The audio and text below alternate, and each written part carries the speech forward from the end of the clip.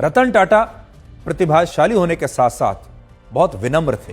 इतने बड़े उद्योगपति रहते हुए वो ईमानदार थे, अनुशासित थे और उनकी सबसे बड़ी पूंजी उनकी सादगी यानी सिंप्लिसिटी थी। रतन टाटा कहते थे कि पैसे को दिमाग में नहीं बल्कि जेब में रखना चाहिए और जीवन को सादगी के साथ जीना चाहिए, क्योंकि सादगी से बड़ी कोई और पूंजी नहीं होती। रतन टाटा जब सिर्फ 10 साल के थे तब उनके माता पिता तलाक के बाद अलग हो गए थे और इसके बाद रतन टाटा की पूरी परवरिश उनकी दादी नवाजबाई टाटा ने की थी। रतन टाटा ने एक बार खुद बताया था कि उस जमाने में उनकी दादी के पास एक रोल्स रॉयस कार हुआ करती थी और यह कार उन्हें हर रोज स्कूल से घर लाने के लिए स्कूल जरूर पहुंचती थी।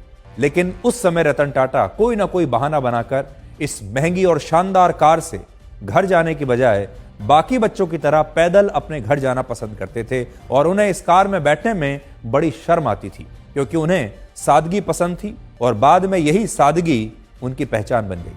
आज भी जब रतन टाटा हमारे बीच नहीं है तब लोग उनकी संपत्ति की नहीं बल्कि उनकी सादगी और उनके व्यवहार की चर्चा कर रहे हैं। कहते हैं कि जीवन में आप कितने भी अच्छे कर्म कर लें, तारीफ तो शमशान में ही होगी, और यह सच भी है।